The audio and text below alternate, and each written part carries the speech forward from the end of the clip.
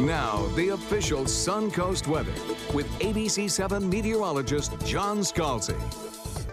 Looking at temperatures across the region that are very comfortable. 81 degrees the air temperature with a dew point of 57. That 57 degree dew point, very comfortable indeed. You know, yesterday we had dew points in the 70s, and now we have dew points in the 50s, so very comfortable. Northwest wind comes in at about 20. It's kind of breezy out there, and we'll get gusty as well as that second front starts to move on through. The northwest wind at about 20 miles per hour could gust as high as about 25 or so, with plenty of sunshine around, only a few fair weather clouds out there. Temperatures across the region: 77 Wauchula, Arcadia, Myakka, Parrish, Bradenton, Venice as well, 78 degrees in Northport and in Inglewood, 80 Punta Gorda, 78 degrees Lakewood Ranch, and 81 in Sarasota. Longboat Key comes in at 76. So across the entire peninsula, what a different story it is. The front has pushed through. Drier air, indicated not only by the dew point but by the satellite imagery as well, shows the drier air in a tall column stretching from the ground to the ceiling, and it really is not supporting any kind of rain shower activity locally, and probably won't again for the next at least 5 days, maybe even 7 days. The dry air is behind the first frontal boundary, which moved on through, and now only kind of a ragged line of showers is in a dissipating stage.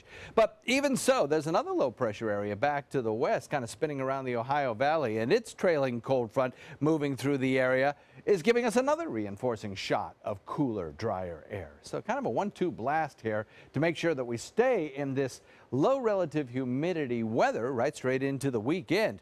Now, back to the west, there's another area of low pressure. So what we have going on is a low pressure area to the east, a low pressure area to the west, and then stuck in the center between the two, a big ridge of high pressure that's not going to move. This is a pattern that is very slow to evolve. It kind of stays in place. And that's exactly what's happening with our weather currently. It's going to just stick around for probably 5 days or so. Delightful little change up. There's the frontal boundary now pushing out into the Atlantic, far from the peninsula, with a lot of dry air back behind it. Kind of the ragtag secondary low back to the north, and its trailing cold front kind of carving its way right through the Big Bend region right now.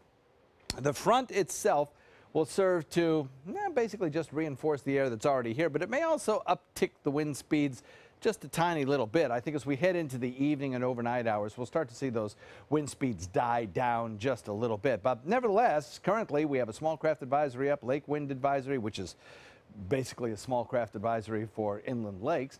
We have a high surf advisory, and you've got a rip current advisory as too, because these winds are generally out of the northwest, so that tends to, over the fetch of Gulf water, push the waters closer to shore, pile up the waters, and then the waters have to go back out to sea in a narrow little jet that it might find, and that tends to create some very swift currents. We all know about rip currents and how dangerous they can be.